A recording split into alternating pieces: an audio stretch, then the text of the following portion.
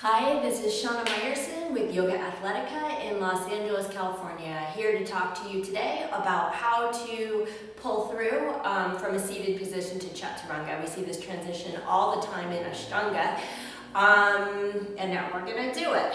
So some people call it a jump back. There is like a cheaty jump back version of this. We'll do that as well, but we'll always go over the cheats.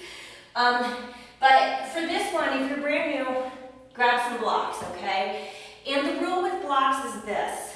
You always want to make sure your hand is right in the middle of the block, okay? Because if it's at the end of the block, it could pop over, and that goes for any end. See how fun that is? Now, it's only fun when you're playing with it like this. It's not as fun when your whole body weight is on it and you fall off and die. So make sure your hands go right in the middle. We're going to start off today with Lolasana. Lolasana, I may or may not actually use the blocks. I'll just show you really briefly how to use it. Lolasana, you're going to cross your ankles so that your feet, the tops of your feet are pointing down. Your knees are on the floor. You're going to just sit on top of your feet. If you're using your blocks, you're going to basically put them approximately halfway between your knees and your hips. And you want to make sure that you're centered on your yoga mat so that the blocks are all the way on the mat, especially if you have a thicker mat like a manduka. It can slide off the edge if it's not nice and even. So you want this really, really tight. The hands go in the middle, and first thing we're going to do is just see if you can lift your knees up to your chest, keeping your toenails on the floor. Okay? Now I'm taking away the blocks just so you can see better what's going on, but you keep your blocks if you need them. So again, the hands are approximately halfway between the hips and the knees. Make sure your palms are always flat. Never turn your thumbs backwards. And all we're going to do is from your tippy toe, from the tops of your toenails, I should say, you're going to lift your knees up, okay? That's the first step that you're going to have to be able to do to get into this pose. Now, work that. This is a core strengthener, and you need to round your spine like a cat pose, right? To get those knees into the chest. See how round my spine is? My arms are pressing like I'm trying to press myself up into a handstand, which I'm not. But here's what we're going to do. From here, your knees are already going to be at the chest, and we're going to take your feet off the floor for full Lolasana. The thing that people don't understand is they think that this is about your feet jumping up into the air, and they do something that looks like this. Okay? You got to remember that when we're working any sort of arm balance, the feet follow the pose. They don't lead the pose. So if you find yourself sort of jumping up into it, try again and try a different way. What we're going to do is we're going to get up with pure core engagement and lots of arms. So remember, root and rebound. The more I press down, the more I lift up. So my palms are going to press me away from the floor.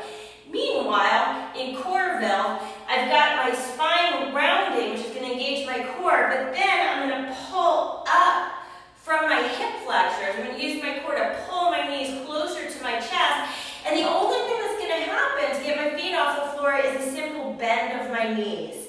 You'll see that the feet aren't working at all.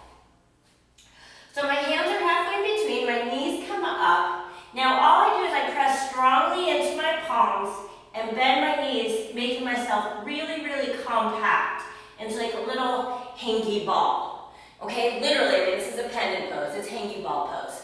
Not that kind of hangy balls, like the kind of hangy ball that comes from your necklace. Jeez. Okay, so once again, palms flat, toenails are on the floor. You gotta make sure your toenails are on the floor. Knees go up. I'm just gonna press down into my hands, lift up through my spine, and I bend my knees. There's no effort in the actual feet. I just bend my knees to come up. Okay, second one, Tolasana. Now this pose is one of those poses that's actually easier in full lotus. There's a few poses that are easier in full lotus than in Sukhasana, which is your easy pose. And I know that sounds weird because it's harder to get into full lotus, but if it's not harder to get into full lotus, then for those of you who can do full lotus, this will be easier. I'm going to show you full lotus first. So for full lotus, remember, you take your foot, pull it all the way up so your heel is to your belly, okay? You want it way up there so the foot is in the crease of the hip. Then I take my bottom leg, bring it up and over to tie it in, okay? If that's not working for you, don't worry about it. I'm going to show you how to do it without. So if you've got your blocks, this time they're going to go a little closer to the hip area. In fact, they're going to go way back. So my hands, remember that my hand is going to be just in front of my hip, but my hand is in the middle of the block. So the block isn't in front of my hip. The middle of my block is in the front of my hip. Very similar actions to before. I'm going to press down, but this time when my tush lifts up, so it's going to look like this at first. Okay, if you don't know how to do this one. So my tush is just lifting up. The problem is my knees, when I do that, are dragging down, right? And my back is almost leaning backwards.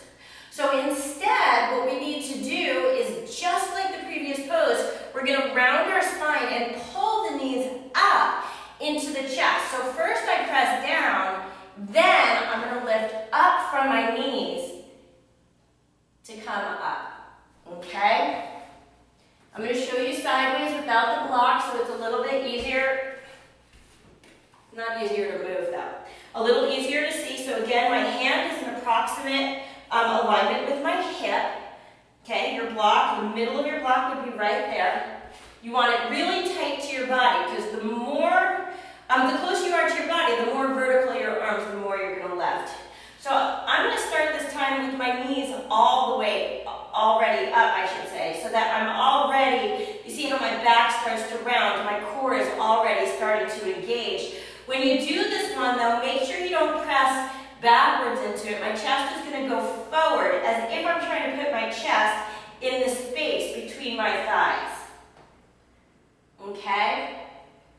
So you see how I'm balancing out the things that are in front of me and the things that are in back of me. Okay? As this gets easier, the core will engage without that big round spine and you can just pop more straight. More straight. So my knees are sort of lifting up, and it's the knees that are lifting up that's creating the core engagement for this pose. Okay? So you want to make sure you can do both of those actions. Now, again, if you can't do full lotus, you can totally do it in crisscross, but on this one, remember this is a high knee position, okay? So get out your hind knees, like this. So it would be less like an actual Sukhasana and more like just sitting around watching TV. Okay, so the knees will come up. So I start here, knees will come up. Now see how my shoulders are in my ears? Remember, I always want to get my shoulders out of my ears. I'm going to do that by pressing down into the floor. So when my knees are up by my chest, I'm off. When my knees are down, I'm on, okay? So again, knees pulling into chest. You've seen this action before, right? It's a sit-up, okay? When the knees pull into the chest, it automatically engages the core and allows me to come off the floor. So you could start by hugging your knees, like you really love those knees. Feet are off the floor. And then see if you can keep your chest, your knees really, really close to your chest, but let go. If your knees drop, you're going to have to work on this one. You want your knees to stay in tight. This is the action of my Tolasana, nice little tight ball. My hands come down with or without blocks by the hips, and as long as my knees stay really close to my chest, I'm able to lift. Got it? Okay. Exercise number 3.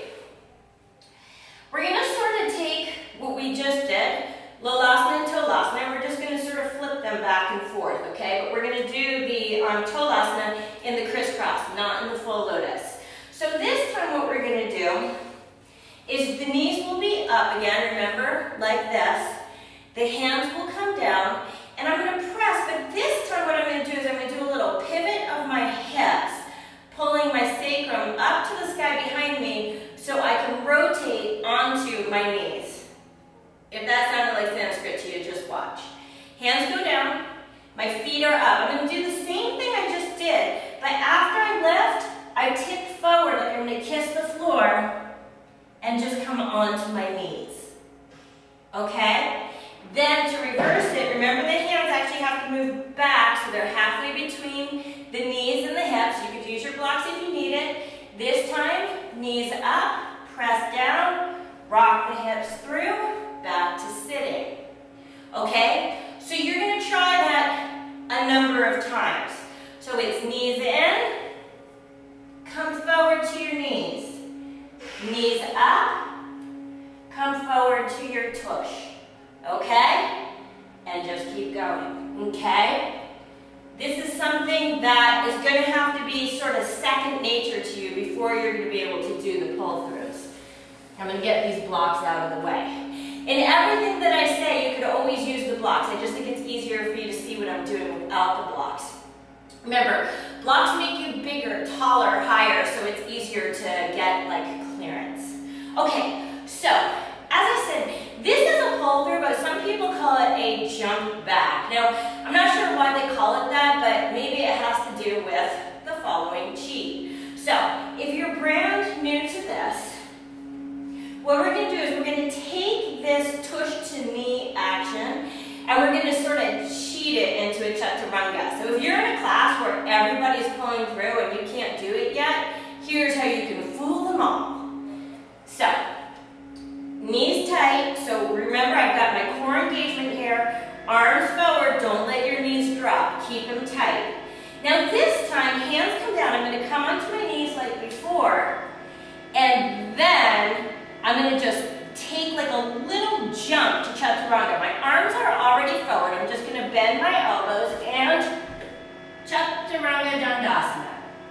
Now, for those of you who haven't heard from me in a while, and you haven't, I haven't made a video in a few weeks, it's because we've got some major construction going on here. I'm trying really hard to talk louder than it, but please forgive the jackhammers and various sundry other awesome noises in the background that I have to live with 24/7 for 3 months.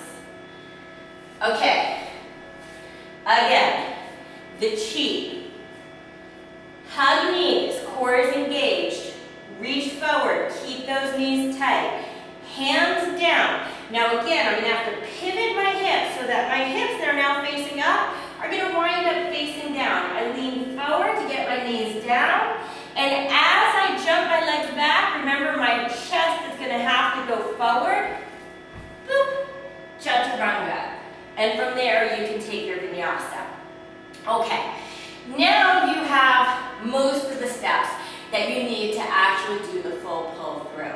Okay, the only difference is that when we go to the tush to the knees, we're not actually going to go to the knees. Okay, so remember I was saying that you have to pivot the hips. So first they're scooping up, and then they need to they're scooping under, I should say, and then they need to scoop up. So before, we were just scooping to the point where we're sitting, whoops, backwards, where we're kneeling, okay? The problem is that right now, from this position, you see how my tailbone is facing down in relation to my shoulders, even if I'm here. So if my momentum of my build is in this direction, it means my feet are going down into the floor. We need them to go up for clearance. So, as we pull under, we need to A, melt the chest a little bit. Remember, we always have that sort of back and down action with the shoulders, but B, we need to lift from the sacrum, okay? We're going to try to lift our tailbone up in order to create space underneath us for our legs to sort of fling out behind us. So starting from the front of your mat, and again, you could use your blocks. I think if you start from boat, it makes it a little bit easier if you're brand new because it's going to give you a bit of momentum. So as the knees bend, I cross my ankles, right, because it's the only way they're going to make it through. My hands are just in front of my hips. It's not going to work if I'm back here, and it's certainly not going to work if I'm here. Right here at the hips. As my legs come in and my chest comes down, you're going to see I lift from my low back to fling my legs back into the pose.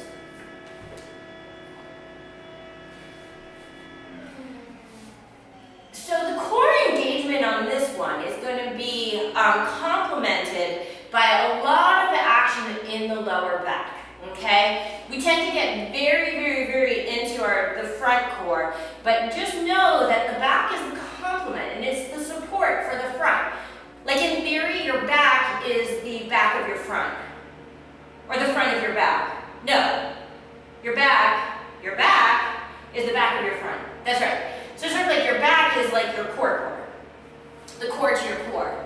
I don't know what the hell I'm saying. You probably don't either. Okay, let's try again. This time, you pick your pose. Let's say we're sitting just in Sukhasana. It's still going to be knees up, hands down, okay? Just in front of the hips. Also, when I tip forward, I'm going to have my chest go pretty low. If you haven't seen my Akapada Kundanyasana #2 video, it's a very similar action to that, in fact. So feel free to watch that. Okay, so it's legs in, knees tight, right? The closer my little ball is, the easier it's going to be for me to roll under. Excuse me. I bend my elbows like Chaturanga as my legs come through. I lift from my tush to get some height to pull me through. Okay?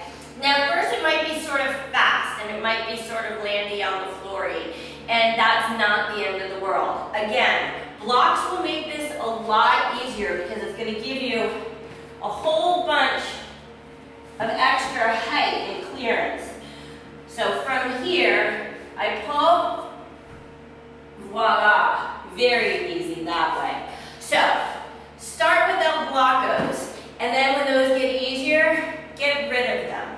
This one does take some practice, but it's a really cool transition, and if you're an Ashtangi, it's a required one. This is Shana Meyerson with YOGAthletica in Los Angeles, California, wishing you an awesome weekend, as always.